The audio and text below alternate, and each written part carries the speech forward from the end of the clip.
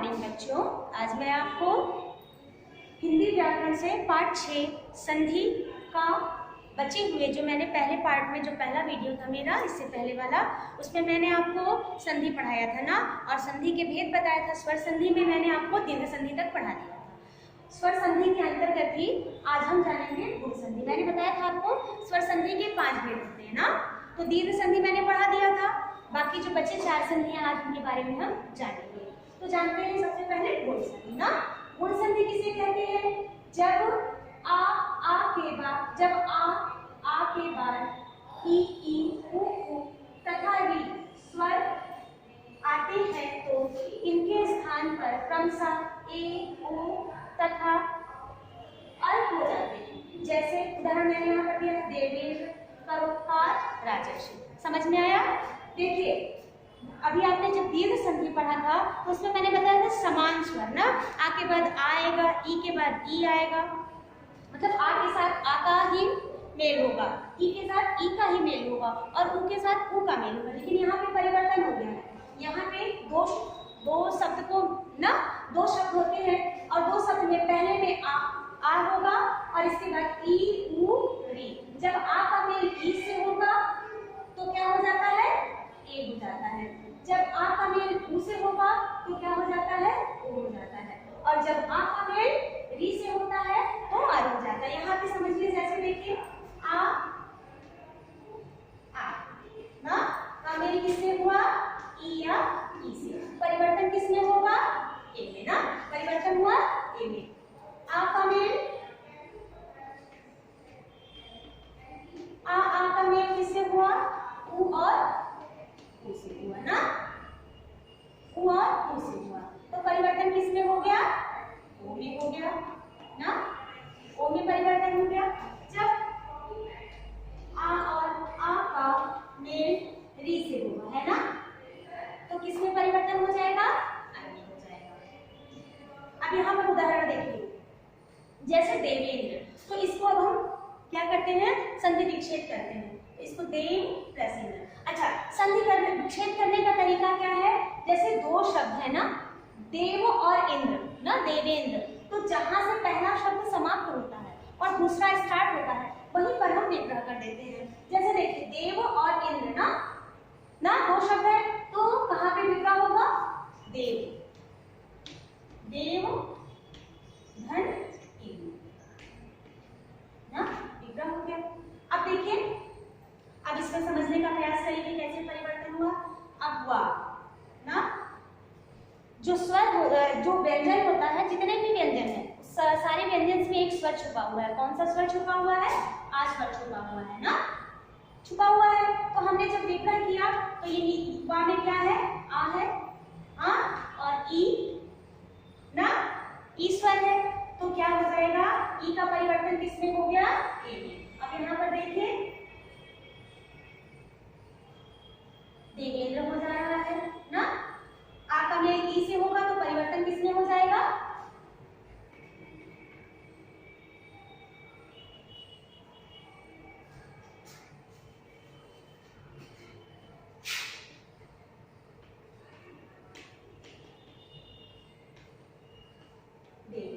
ना, परिवर्तन किसमें हो गया? आ का मेल ई से हुआ, वो चाहे छोटा ई हो या बड़ा ई हो। जब भी आ का मेल ई से होगा तो क्या हो जाएगा? परिवर्तन सदा ए में हो जाएगा ना। इसी तरीके से देखिए, जब आ का मेल ओ से, अब यहाँ पे देखिए परोपकार ना, तो अगर इसको हम विग्रह करते हैं, जैसे मैंने बताया ना, जहां से पहला शब्द समाप्त होता है और दूसरा स्टार्ट होता है, 2 शब्द। अब इसमें क्या है? पर और उपकार ना, पर धन उपकार। अगर हम इसका विग्रह करते हैं ना तो हो जाएगा पर धन उपकार। अब देखिए रा में क्या है? मैंने अभी आपको बताया ना, प्रत्येक व्यंजन में स्वर छिपा हुआ है तो क्या हो गया? आ ना, और ये क्या है? उ। यहाँ पे उ गई है तो आ उ के मेल से क्या हो जाएगा? इसको हम देखिए बनाते हैं, जैसे प र, अब आ का मेल उ से हुआ तो ये उ क्या हो जाएगा? ओ में हो जाएगा, हो जाएगा परोपकार, परोपकार ना। इसी तरीके से जब आ का और ऊ से होगा तो परिवर्तन किस में हो जाएगा? ओ में हो जाएगा, परोपकार ना। अब इसे देखें, जब आ और आ का मेल री से हो जाएगा ना तो परिवर्तन किस में हो जाएगा? अर में हो जाएगा। यहाँ पर देखिए राजर्षि, अब इसका विग्रह करते हैं। अब देखिए दो शब्द है, दोनों शब्दों को अलग, जहां पे पहला शब्द राज ऋषि ना, राजर्षि का क्या हुआ? ऋषि अलग शब्द है और राज अलग शब्द है। अब इसको हम विग्रह करते हैं, राज धन ऋषि ना, ऋषि। अब देखिए जिस तरह मैंने बताया ना आपको कि प्रत्येक व्यंजन में एक स्वर आ स्वर छिपा हुआ है, तो अब हम करते हैं जा में क्या है? जा आ है, आ के साथ किसका मेल हो रहा है? री का ना, आ के साथ किसका मेल हो रहा है? री का। तो यहाँ पे क्या हो गया? आ और री मिलकर क्या हो जाएंगे? अब देखिए राजर्षि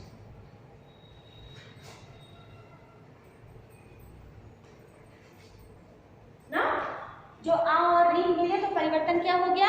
अर में परिवर्तन हो गया ना। बोलने से स्पष्ट हो रहा है, राजर्षि, अर शब्द सुनाई पड़ रहा है, तो ये क्या हो गया? ये परिवर्तन, इसे गुण संधि कहते हैं। जब आ के बाद ई ऊ ऊ या री ना, मैंने यहाँ पे आपको देखिए बताया है, आ के बाद ई का मेल कोई भी ना, या तो छोटा ई हो या बड़ा ई हो, ऊ आ के साथ छोटा हो या बड़ा हो, और आ के साथ जब री का मेल होगा तो क्या परिवर्तन हो जाता है? ई के मेल से ए, ऊ के मेल से ओ और री के मेल से अर। जब आ के बाद ई ऊ और री आते हैं तो परिवर्तन क्रमशः ए ओ और अर में हो जाता है, इसे हम गुण संधि कहते हैं।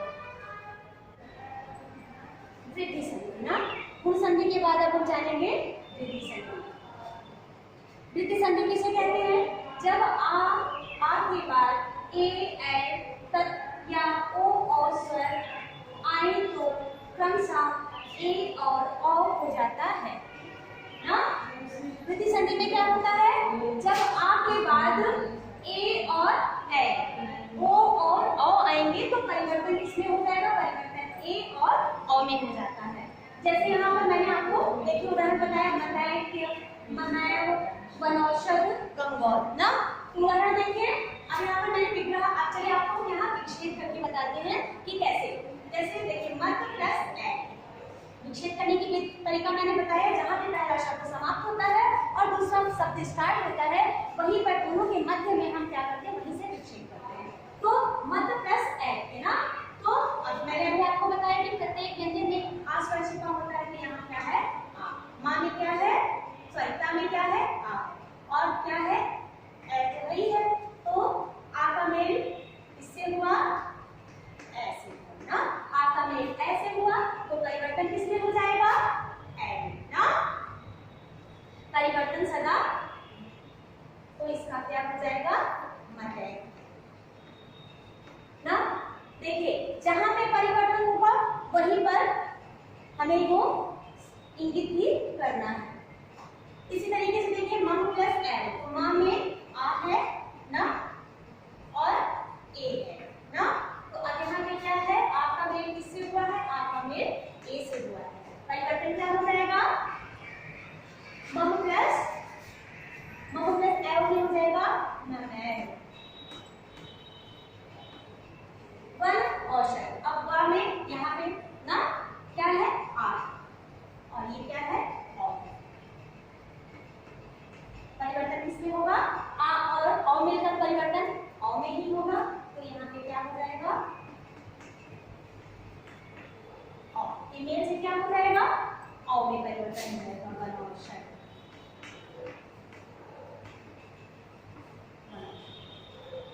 देखिए गंगौर तो क्या होगा? गंगा धन और, तो आ है ना, आ के साथ किसका मेल हुआ? आ के साथ ओ का, तो आ के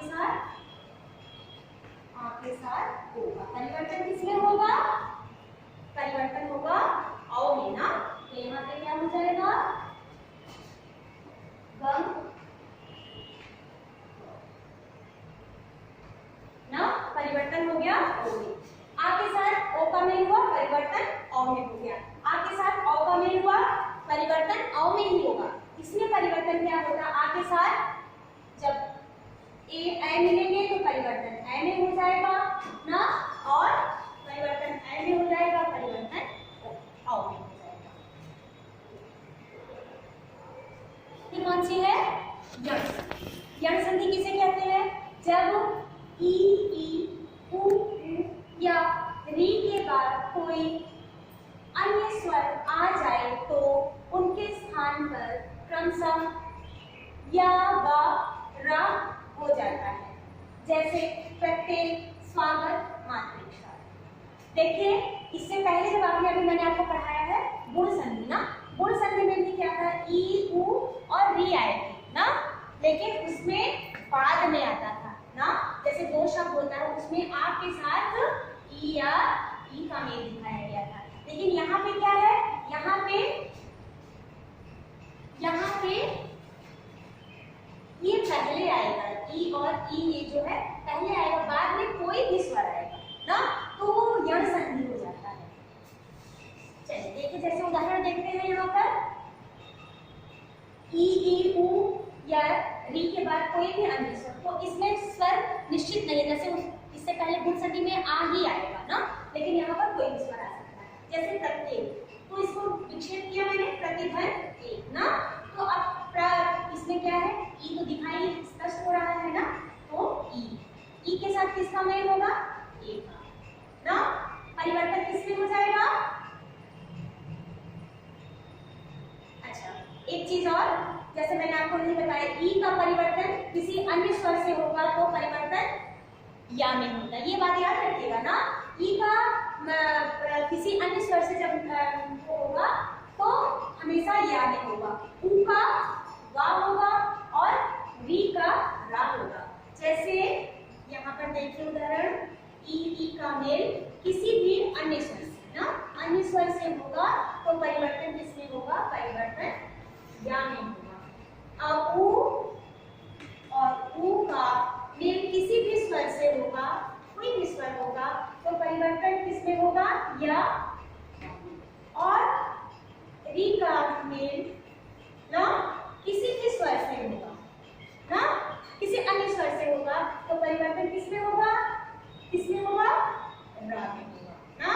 तो परिवर्तन ई का या में, उ का वा में और री का रा में होता है। इस बात का आप ध्यान रखिएगा।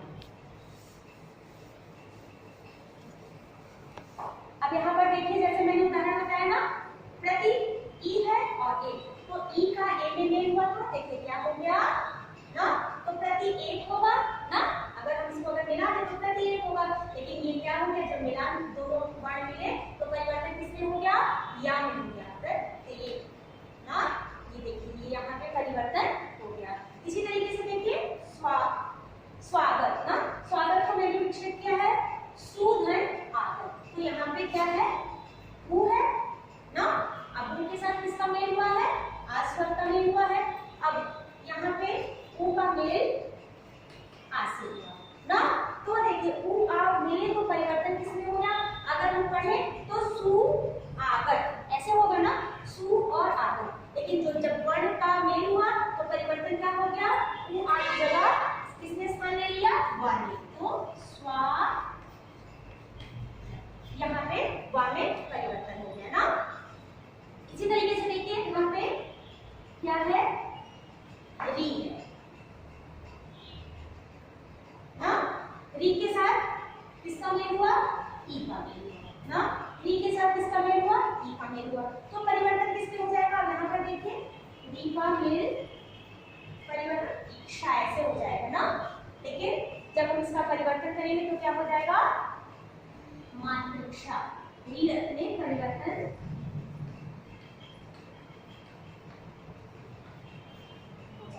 ना। समझ में आया, देखिए जब ई और ए का मेल होगा तो देखिए यहाँ पर या में परिवर्तन हुआ ना। अब इसको हम पढ़ते हैं प्रति एक ना, तो प्रति एक क्या हो गया, प्रत्येक, या में परिवर्तन हुआ, सुआगत को जब हमने किया उ और आ मिले तो इसमें परिवर्तन हो गया, वा में परिवर्तन हो गया। ठीक इसी प्रकार से जब री और ई मिलते हैं तो परिवर्तन किसमें हो गया, रा में परिवर्तन हो गया, है ना, मातृक्षा है ना।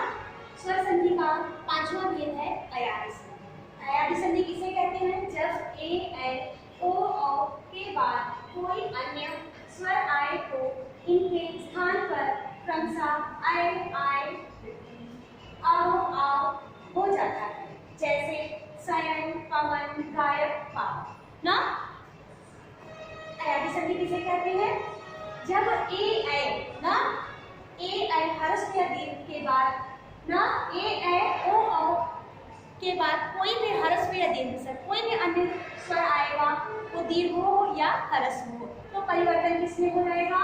ए का ऐ में हो जाता है, ए का ऐ में हो जाता है, ऐ का आय में हो जाता है, ओ का औ में हो जाता है और औ का आओ में परिवर्तन हो जाता है। जैसे यहाँ पर उदाहरण मैं आपको बताती हूँ, देखिए शयन ना, अब शयन का विक्षेप करने पर क्या हुआ? से धन अन। अब यहाँ पर देखिए, यहाँ पर किसका हुआ?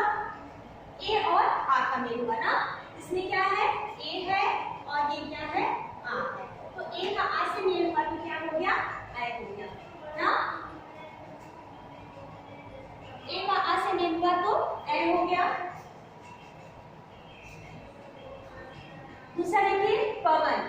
पवन में ओ धन अन, तो यहाँ पर क्या है? ओ का मेल किससे हुआ? आ से हुआ। ओ का मेल आ से हुआ, परिवर्तन किसमें हो गया? औ में हो गया ना। गायक ना, गायक, गायक में गए धन अब ऐ का मेल किससे हुआ? आ से हुआ। यहाँ पे क्या है? ऐ है और यहाँ पे क्या है? आ है। तो ए का मेल किससे हुआ? आ से हुआ, परिवर्तन हो गया आय में। पाव धन पावर, सॉरी पावर, पावर में पाव धन अप ना, तो औ का मेल किससे हुआ? यहाँ पे औ है, यहाँ पे आ है। औ का मेल हुआ आ से, परिवर्तन किसमें हो गया? आ में। अब देखिए ए का मेल आ से होगा तो बन जाएगा ऐ। तो देखिए शयन, जब आप बोलते हैं तो स्पष्ट रूप से सुनाई पड़ता है। तो पवन में ना क्या है? पवन, और सुनाई पड़ रहा है पवन। गायक आय सुनाई पड़ रहा है गायक, और पावक में आव सुनाई पड़ रहा है, क्या हो गया? पावक। कहने का तात्पर्य है कि जब ए ऐ और ओ औ ना का मेल किसी भी भिन्न स्वर से होगा तो परिवर्तन हो जाएगा। ए का भी किसी भिन्न स्वर से मेल होगा तो परिवर्तन हो जाएगा ऐ में। ऐ का किसी भिन्न स्वर से मेल होगा तो परिवर्तन हो जाएगा आय में। ओ का किसी भिन्न स्वर से मेल होगा तो परिवर्तन हो जाएगा आओ में। औ में और औ का किसी भिन्न स्वर से मेल होगा तो परिवर्तन हो जाएगा आओ में। तो बच्चों आपका स्वर संधि यहाँ पर पूरा होता है ना। अब बचा है व्यंजन और विसर्ग संधि, इसको मैं नेक्स्ट वीडियो में बताऊंगी। ये जितना मैंने आज पढ़ाया है और लिखाया है ना, ब्लैक बोर्ड पे जो लिखा है आप सब अपनी नोटबुक में उसको नोट कर लीजिएगा। धन्यवाद बच्चों।